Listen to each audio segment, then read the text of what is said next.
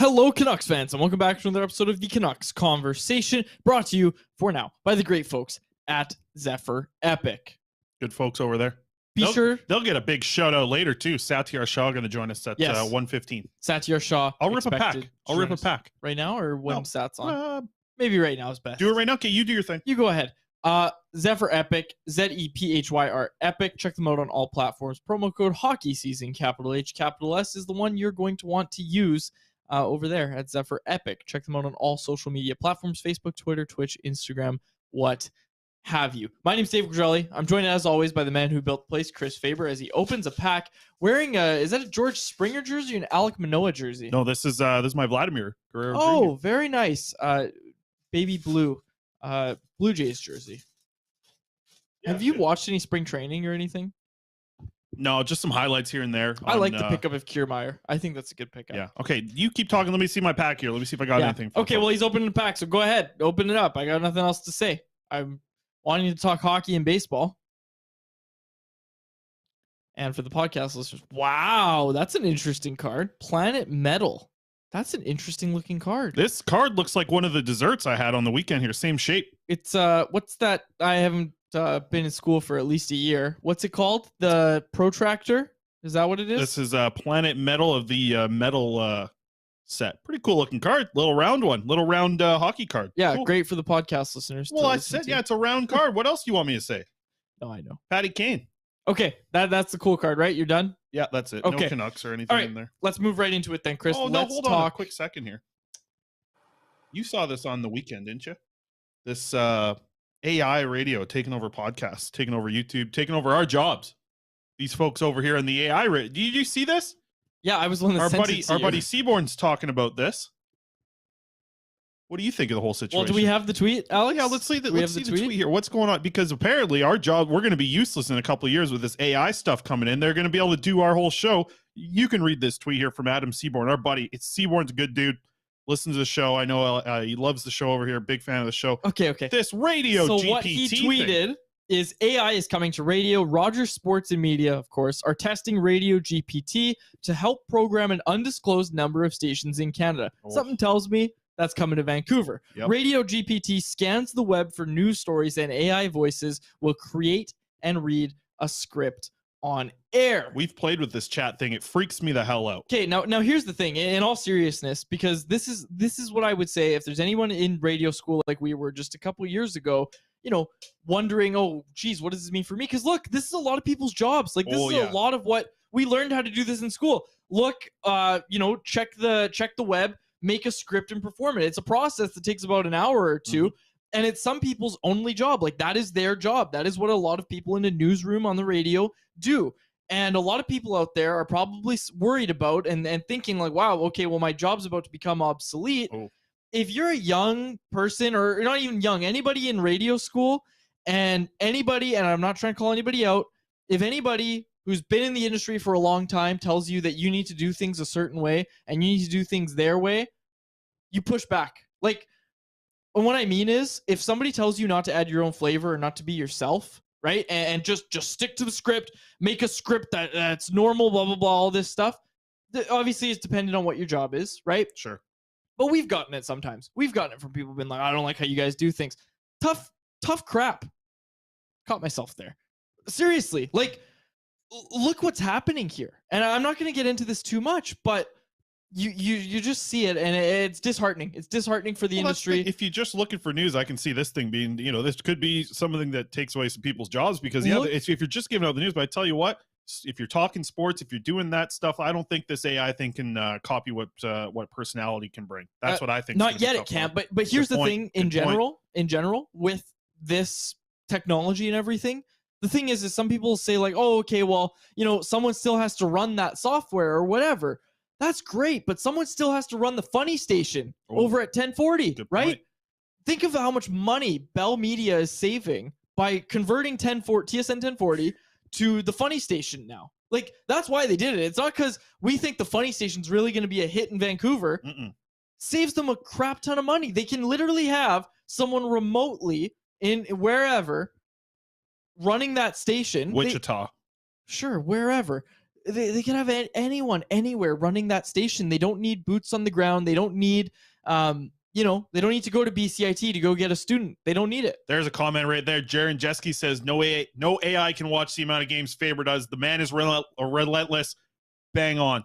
I'd like to see that the AI is not waking up early like I am to watch the Swedish games. Good luck with that. The AI sleeps in. I don't know. Do you hear yourself? AI doesn't sleep. Neither do I, bud.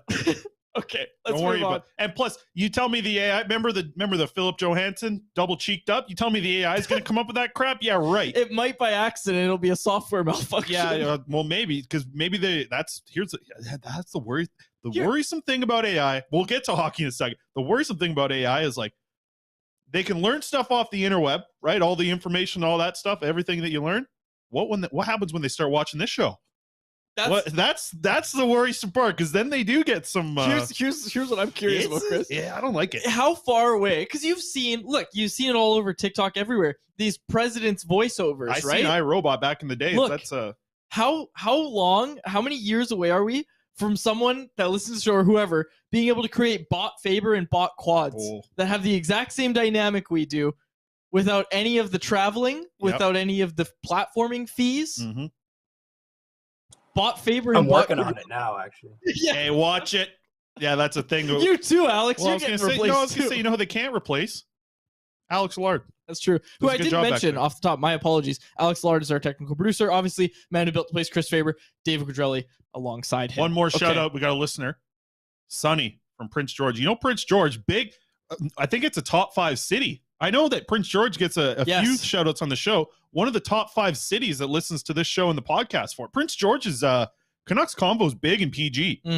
PG's got that big what's the guy standing, the big statue thing standing up? You know what I'm talking about. Forget about it. Somebody in PG knows. But shout out to Sonny from Hub City Volkswagen checking in. Yeah, shout out Sonny. Bryce said in the chat, is this a challenge? The bot Faber and bot Quad. So maybe that technology's already there and we just don't know about it. Okay, enough. We spent way too much time here. We came in here saying, we don't even have enough time for a show. We have to, get going here. Lachlan jumped in the chat and said Fabot and Quadroidy. There it is right there. Okay. Satiar Shah joining us in 7 minutes. Yeah, we've spent the first 8 minutes talking about nonsense. Okay, let's talk. Vitali Kravtsov, that trade coming down on Saturday. The Vancouver Canucks sending Will Lockwood and a 2026 7th round pick in return for Kravtsov. Pennies on the dollar. I think it's hilarious. A 2026 7th round pick is the definition of like an extremely upgraded future considerations. Like that is like the best thing that future considerations can turn into.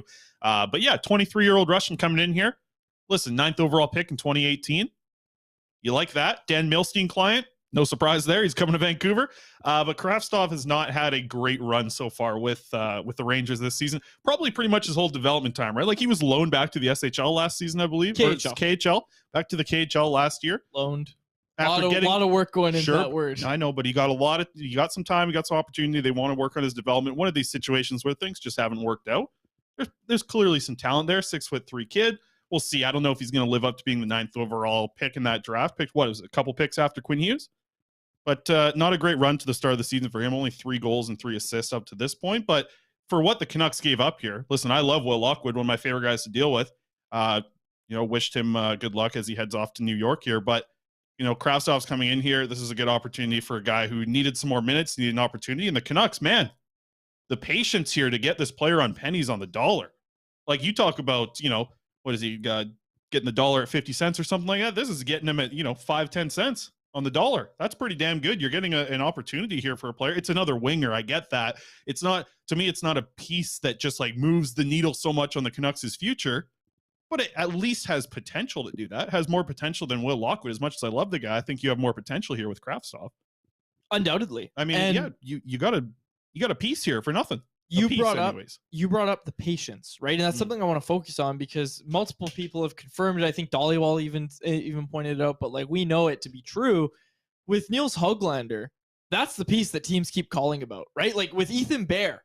The Carolina Hurricanes really wanted Niels Höglander in the Ethan Bear trade. Canucks stood pat. Like, we heard about Ethan Bear connected to the Canucks in June or July. That's how long these teams had been talking about it. Doesn't happen until, October 28th was the day of that trade, I think? I don't know how I know that off the top of my head. Yeah. I think that's the day. I don't know why I think that. But October 28th, that was the day I believe that trade came down. Yeah. And, It's Lane Peterson along with Bear for a 5th round pick.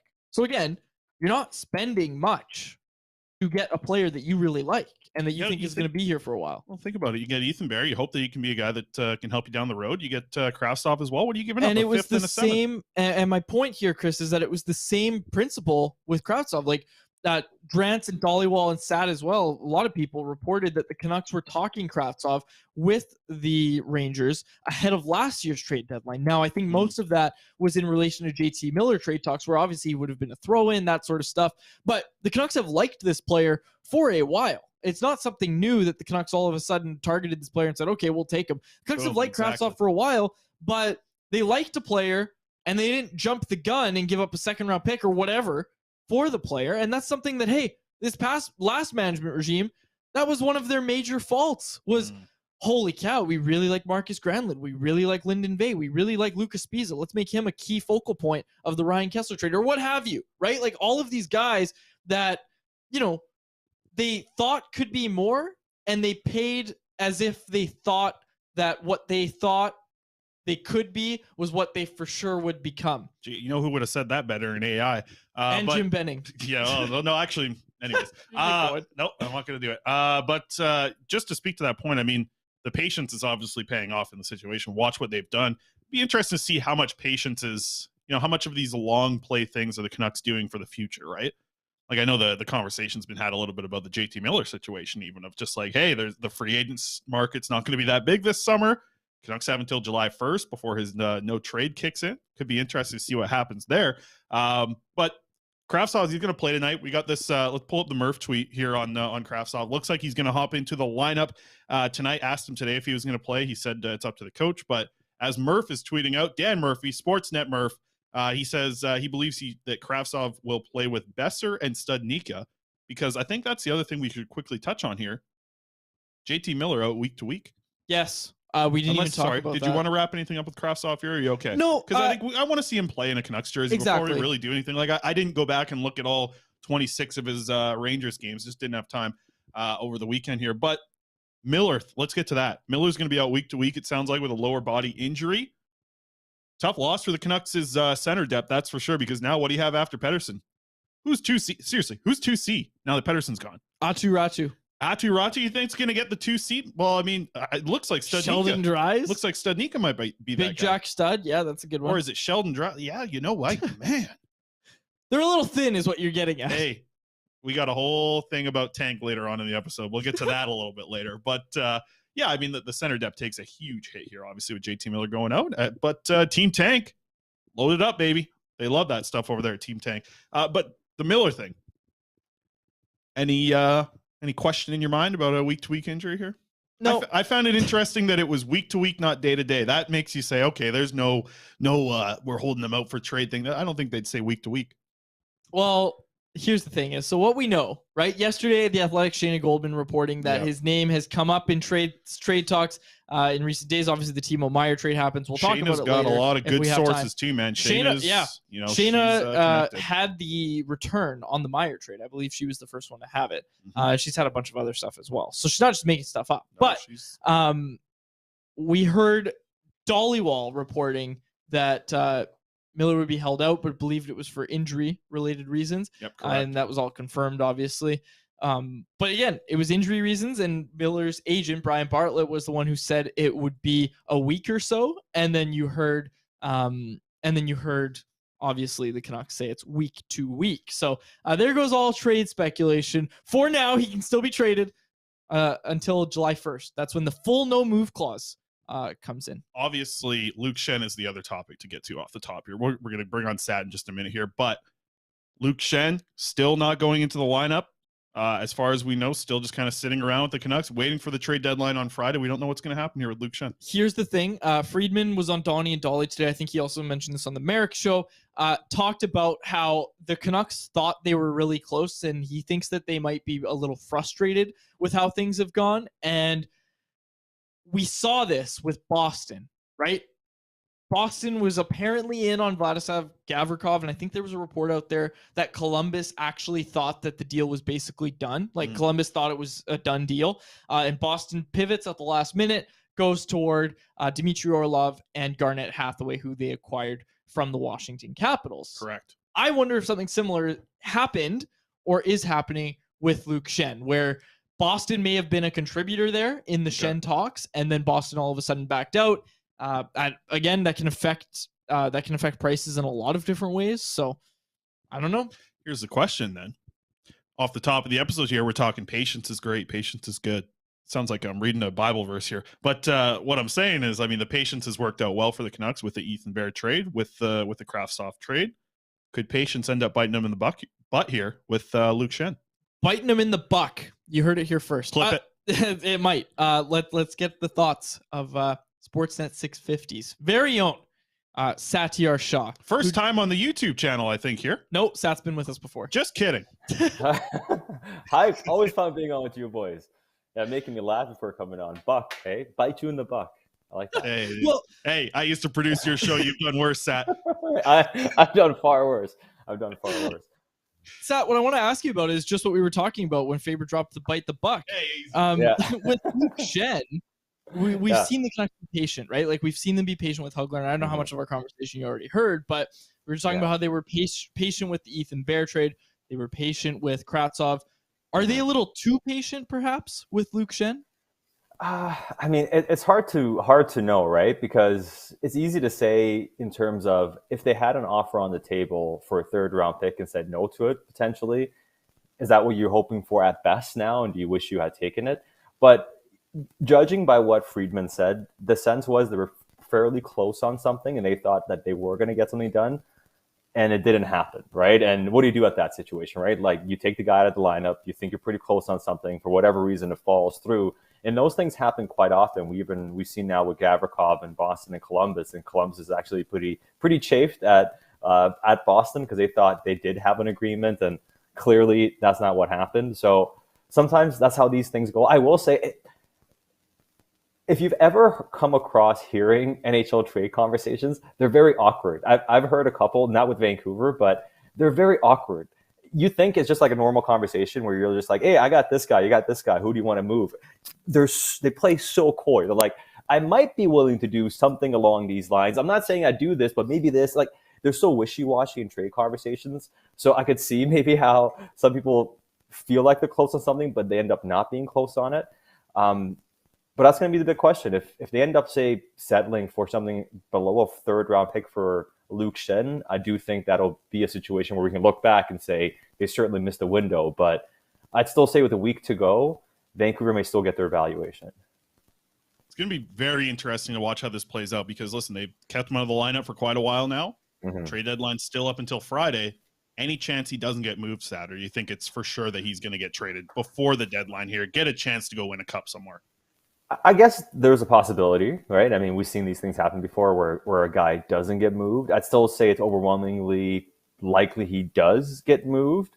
And I do believe that Vancouver has had the sense that, or has been getting the sense, and this is even from the players' side, from what I understand, that a few dominoes have to fall before Luke Schenn becomes the guy. Because we know Gavrikov is a player that some teams do like better than Luke Schenn. Like, for instance, you hear Edmonton, and Edmonton may have a level of interest in Luke Schenn, but what they want is a puck-moving defenseman. Gavrikov is more of a puck-moving defenseman that can play well defensively. You heard their interest in Erik Karlsson.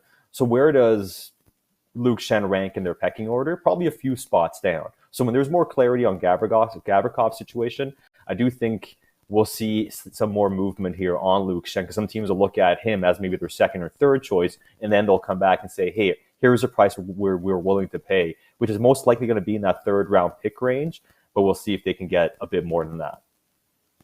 Brock Boeser, are you expecting to see him moved ahead of the Friday deadline? No, I'm not. I mean, I guess anything is possible, right? And you don't want to say nothing, he's not going to get moved. But I'd say, generally speaking, we hear this much talk from the player's side as in terms of his agent. And he's doing his job, right? We know Ben is trying to do his best to settle this and find a resolution. But when you see an agent be this out front and talk about things, it means something's probably not close. You're trying to create a bit of a market. And given how hard it is to move money, I'm not expecting it to happen for Brock Boeser to get moved. I do think Vancouver wants value here still, right? And I think they look at it in two ways. If you're asking us to retain money on Brock Boeser, we'll do that, but we want something for it. So just on retaining money, we want an asset because we feel like we're holding money back on the player, and we also want an asset for the player. So if nobody's willing to do both those things, or take all the money and give you a second round pick, for instance, I just don't see that happening now. Because in the off season, when you look at the free agent class, I think it's more likely perhaps that somebody looks at Boeser and says, heck, it's only 2 years. There are no free agents out there. Let's just, flip a third or a second and try to make this happen. And unless Vancouver gets value, I don't see them forcing a Boeser trade. Now, we've seen the trades in the past, 48 hours. We've seen everybody in the East loading up. We still haven't seen Carolina Hurricanes make a move. Do you think as the deadline gets closer, they'll be a little bit more desperate maybe to make a move for a winger? They might. They might get a bit more desperate. And for them, that's a situation where I could see them just say it's a second round pick. And they actually have a couple seconds next year. I think they have the Flyers second round pick next season. So they may just look at it and say, hey, we'll just give you the pick you want. We'll bite the bullet. It'll work out. And that could be a situation where they look at it and say it's buy low for us. It fits in with their MO as well for Carolina. I still look at that being unlikely. I think Carolina may end up solving their situation, finding something without having to take on term. Right now, the trade deadline, JVR is still out there. They've had relations. They've traded with Chicago, with Philly in the past. Do they just look at something like that as a rental and say a bit cheaper, that way we don't have money on our books and we can reevaluate in the offseason? So I think they still have options like JVR on the market. But yeah, I think that's the type of team you'd look at and say JVR is off the market. They don't have a good rental to look at. And they just look at it and say, we'll just take the second. We'll just give you a second and make this deal now. Sat, the overall direction right now of the Canucks organization, we've seen a couple of players be brought in that are young, in their like young 20s. We've seen now a first-round pick come into here. We see the new coach in place. What are your thoughts about just the future of the Canucks, whether it not just be next season, but it feels like a long-term thing is starting to come together here? It feels at least that the moves are going in the direction of like, hey, next year, I don't think they're going to be competitive. But the year after that, that's when we really start to ramp up. Where do you think they're going right now in the next 2 to 3 years? Because we've heard retool. That's kind of what it sounds like they're going for. Just where are you at with how this team is moving and kind of making moves in the direction towards a retool right now? I've probably been more optimistic than most in terms of just in general what management's been trying to do. I know they haven't been successful in doing it, because I do believe the standard that we might be judging them on in terms of not doing a scorched earth rebuild is a standard that nobody's ever done, right? Like when we talk about rebuilds and the ones that have happened outside of Pittsburgh, again, we know what their situation was like, almost being insolvent before lucking into Malkin and then obviously getting Sidney Crosby. But outside of that, even Toronto held on to a number of players in their rebuild, right? Like even New York went out and got Zibanejad in a trade. They went out and signed Panarin not too long after writing the letter about rebuilding. They still held on to a number of key players, and for instance, like Chris Kreider, right? And so I'd say there's no rebuild that necessitates you have to trade Pettersson and Hughes. So I think in terms of keeping those guys and trying to do the things around them, I do believe they've wanted to do more than they've been able to. And the reason a lot of people are critical is a JT Miller extension, because that's when you look at it and say, hey, why would you commit to him? You could have moved both guys, and now you have a ton of cap space. And to some degree, that's fair. But I do think there is a world where you look at it and say, if we're trying to be better in 2 years, we kind of need to have two centers, right? Or at least somebody else that can play a center in our top six. And we kind of need to have a cornerstone defenseman, and we need to have a goaltender. You have to figure out who your second center was going to be. Was it going to be Bo Horvat or JT? But you couldn't bring both back and trade the other guy. Right now, I know the JT contract doesn't look good, but if you play your cards right and he actually bounces back next season and plays really well and can hold you over until somebody else is ready to play second line center and you get back to being a contender, I think it can make sense. And to your point, Chris, I do think the moves they're making, you see the Bo Horvat trade, willing to maybe punt on next season and take on some assets. I think a lot of that is the types of moves we've been wanting to see a team make. And if they have their way, I do think a lot more is going to happen to this roster. Wanted to ask you about Aatu Räty and it's funny. I've heard some of your pre-games and post-games. I haven't heard a lot of people texting in about him. I'm curious. Yeah. It's been a quiet kind of run for him here with the NHL team. What are you seeing in the 650 inbox? What are you seeing on the ice? What do you think of the early returns of Räty in the NHL right now? Yeah, I think it has been quiet. I mean, I think the Canucks winning and then the whole Boston game had a lot of fans just being upset about the 2 points. And then Allmark getting a goal ended up being the big story in the Kravtsov deal before that. So you're right. Ratu's kind of flown under the radar. Some of the reaction, though, the thing that people have been talking about mostly is his skating. And I think that's the most obvious thing. Clearly, his skating does need improvement. And it's a small sample, but I think it's also very clear he's a smart hockey player, right? Like we see his offense, we see his sense in the offensive end, we see his sense defensively. He takes the right angles, generally speaking. I think he's willing to get involved and be engaged physically when need be. We haven't seen his shot. That's the one thing I want to see more. We know he has a good shot. Can we see him get that off a bit more? Because that's the thing that needs to also be showcased. Are you able to not only get that shot off and have something on it, but create it for yourself at this level? And that's something that we need to see more from him. But just in terms of his intelligence, I think it's there.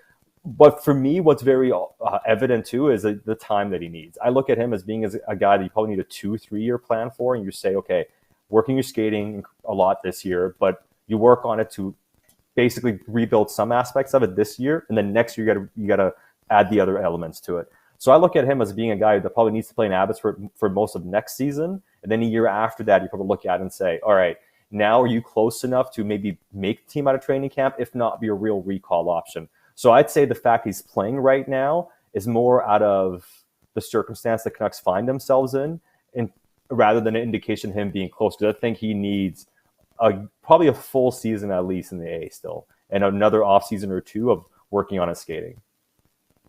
AHL is an interesting conversation as well. This is a very different look, with not only the fact that they're not in Utica anymore, they're in Abbotsford, the new management group, the way they've been utilizing the AHL, even little things like sending Phil DiGiuseppe down. I know Riccio wasn't happy about it, neither was Quads, but it's fine. I'm excited to see him back down there in Abbotsford. It's, good for my brand. But just the way that they've been using this Abbotsford team, has it come as any bit of a surprise, or did you kind of expect this, hearing, what they did in Pittsburgh before with the Rutherford and Alvin combo over there, and how they utilize the AHL too? Like, man, it's funny. It's talked about like often, but it's like, man, like this guy that would just show up and start playing with Sidney Crosby on his wing because he had good time in the AHL. I don't think we've seen it to that degree, but like a little bit we have, like Lane Peterson coming in and playing with Pettersson and having some success. Maybe he's not the long-term fit, but is that what maybe they're doing with, Niels Höglander or potentially Klimovich down the road? If you really get this guy to that level, he might be a player who can hop right in and play with Pettersson. Do you see that kind of being something in the AHL down the road? Yeah, I absolutely see that, Chris. And I think you've done a really good job of covering, the Abbotsford team and the prospects, but also you're very in tune with how they're trying to play as a team and the job that Jeremy Colleton has done. And I think it's starting to show the importance of being on the same page when it comes to not only your head coach with the management, but also the head coach and how your AHL team is run in terms of the expectations, the standards, the systems being somewhat similar, but the non-negotiables, right? To say like, hey, these are things we got to do. And if we don't do them, we're not going to be successful. Until you master those things, you're not going to get to that next level. And I think that's what needs to happen, because it's not a coincidence that Höglander, and I call Colleton his third coach, and I think he's taken strides. But I do think it's not a surprise that there's 3 coaches who coach in the NHL don't think he's quite ready to play in the NHL, right? Or like, I think Green threw him in. We know the circumstance and he played well, but you could tell towards the last year that, okay, he didn't take the steps he needed, and it was hard for him to learn at the NHL level. Until he figures that stuff out, no NHL coach is going to trust him. So I think it's a big indicator of how much more work he has to do, but also the fact that they have the right coach in charge in Abbotsford. Because I think he's the same type of coach Tocchet is, different personality, obviously. But if you have that alignment, I think that's going to help him go a long way. Heck, I saw Colleton after a 6-2 loss. He sounded very similar to some of the things I've heard from Tocchet at the NHL level. Jeffro's got a great question here into the chat. I know you know Jeffro, Sat. Jeffro in our chat here asking kind of about like Ratu and wanting to see him for more than 7 minutes. I kind of want to expand that into a question here because, listen, Quinn Hughes playing over 30 minutes a night, Pettersson over 25 minutes a night. Do you think they need to balance out the minutes a little bit here? Because are they leaning towards that situation where, yes, the coaching staff wants to develop and get his plan kind of executed here with the team? You can't be leaning on these guys for 25 minutes, 30 minutes a night if you're going to kind of balance it out a little bit here. And does it help Team Tank to see, Ratu get 14 minutes a night, Podkolzin play 17 minutes a night? Mm-hmm. Where do you think the ice time needs to go from here for the next little bit? Yeah, I do think they need to even it out. Like, I don't think it's sustainable to have Quinn playing 30 minutes a game. But hey, Ethan Bear's banged up. I mean, that whole defense is essentially on just being stitched together with masking tape at this point. It's kind of hard, I guess, to keep Quinn from playing big minutes up front with JT out. I think you're forced to play Ratu and those guys more, right? You have to. I mean, Studnicka, he's going to have to play center, see if he can figure it out. Dries is going to have to play more. Ullman's going to have to play more, at least for the next couple of weeks. You have no choice but to give those guys more ice time. And I think that'll have to happen just by necessity. In general, though, I'm not a big fan of just giving these guys ice time. I think it's one thing to bring these guys up right now and give them a bit of a taste in terms of this is what the NHL looks like. But don't feed a guy ice time because he's here if he keeps making the same mistakes. I think it's important that you still have that pull and that tug and that professionalism that's required. And a player's not going to learn if he keeps making the same mistake and he keeps getting the same opportunity. Like that has to happen. So I think it's going to have to really depend on the players taking advantage of the opportunity as well. Sat, good stuff as always, man. Thank you for joining us.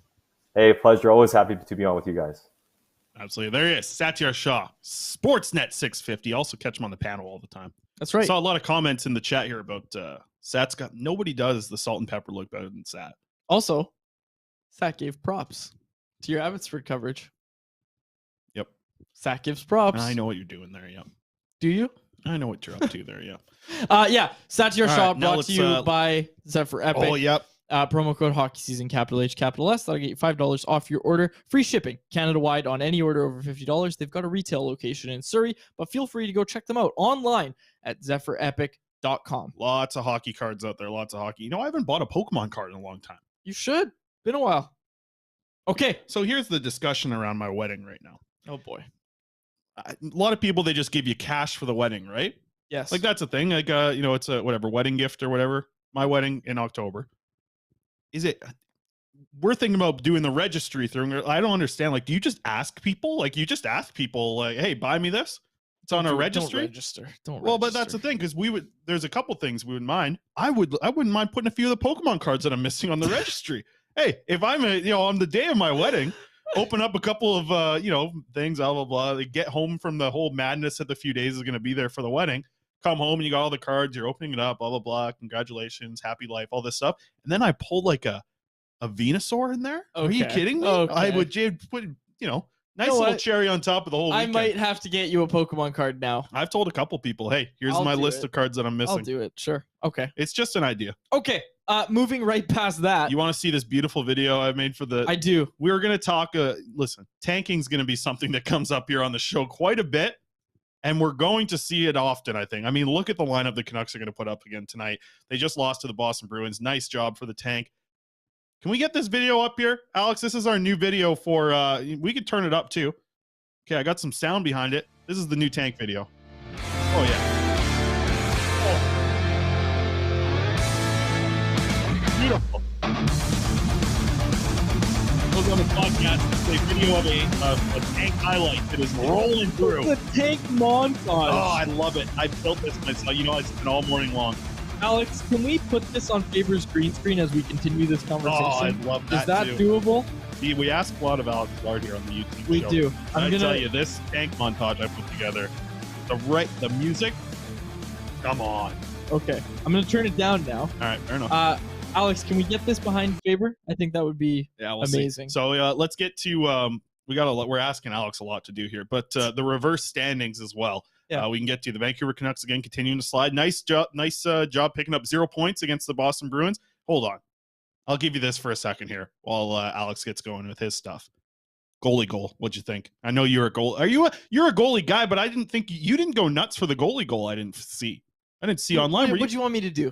Well, I thought it was. Listen. Hey, man, I was. I was bummed out that was one of the games that I had off, and I missed it. I missed a moment in history. You know, I don't like using Twitter. I know. I was working doing the instant reaction. I saw it happen live. I was going nuts. I said, damn, one of the 2 games I think I have off this year. Well, you're off on your yacht in Nanaimo. Okay, I'm not on no yacht on the weekend. I was staying at a spa. Ferry yacht, same thing. Yeah, one of the nicest resorts in that's where I was on the weekend there. Yeah, well, I'm working away. No, in all seriousness, it was a great goal. Just like, it's one of the better goalie goals you'll see because, like, pressure, 1 goal game. Yes. Best goalie so far this season. I saw a lot of people pointing out how that showed a huge amount of disrespect for this Canucks team. And we saw Shesterkin do it too earlier in the year, right? Yep. Like Shesterkin did the exact same thing. 1-goal game. Your goalies don't do that in 1-goal games.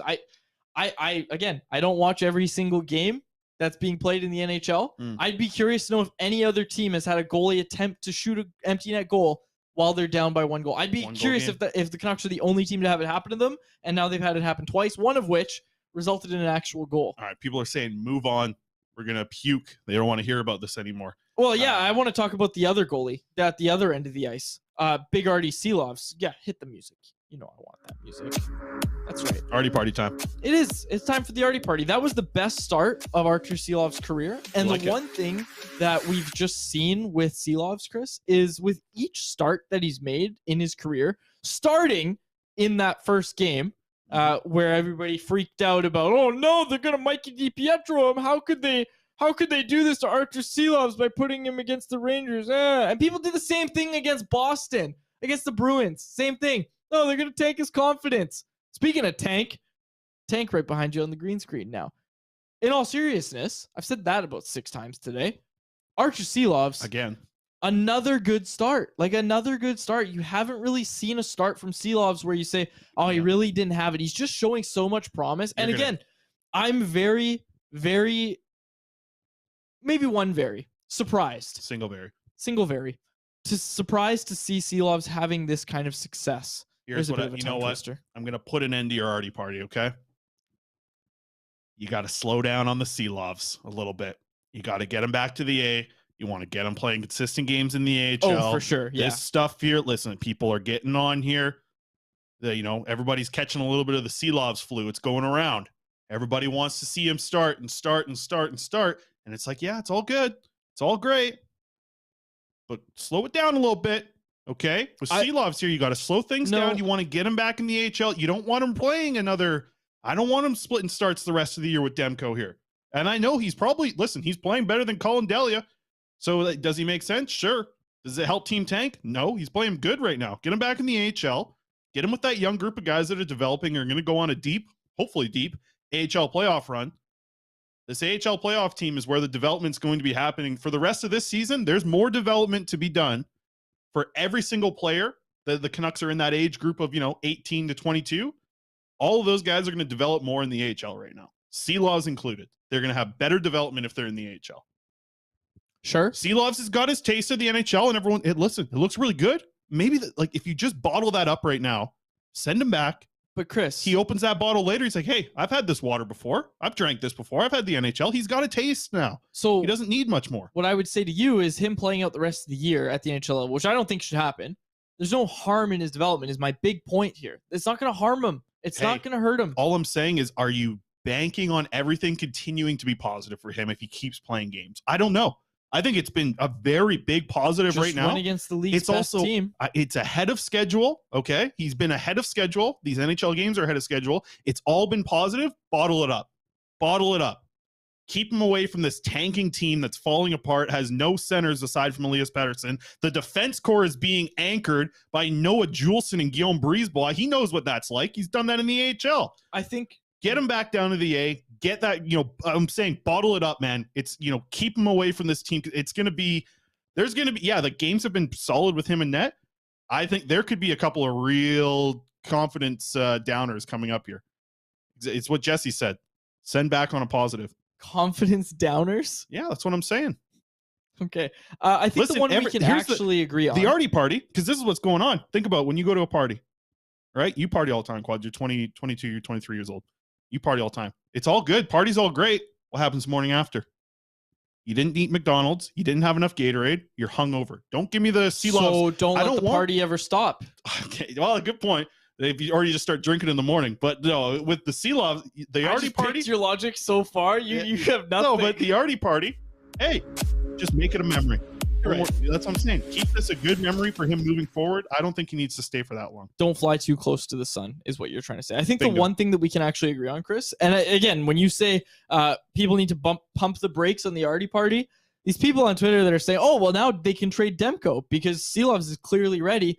That's where you need to pump the brakes. That's what really needs to happen. And again, I think both of us agree AHL is probably best for him, especially Get next him that year. playoff run, man. Yeah. That's a for sure. It's a development hotbed right now. You can in have the AHL. both. You can have both. But again, Speaking we're not of- going to keep this up. No, we got a question earlier in the chat. I know you want to get to the big trades a little bit. We're here. not going to have time. No? We'll do it tomorrow. Jaron asked earlier about Niels Höglander if there's any friction between him and the club.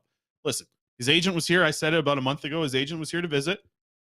He knows that he has to work on things, but there are some things that I've heard from chatting with him. Okay. He was like, when I asked him about building his confidence, that was because that's what Podkolzin needed to do, right? 100% Podkolzin needed to build up his confidence in the AHL. He did that. When I asked Niels Höglander about the same thing, hey, are you building confidence up at the AHL level? He said, no, I've had that confidence since I came down here. Okay. So I don't know what's going on between the organization here. Like, he's a name Well, hang on a sec. I understand what's going on. Okay.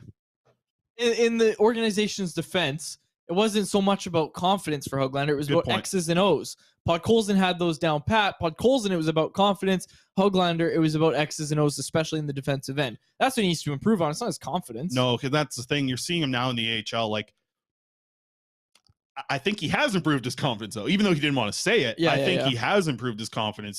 He was not trying the lacrosse goal. He's done it multiple times now in the AHL. Mm-hmm. He wasn't forechecking as hard as he was in the AHL. He's doing that like crazy. It's good to see.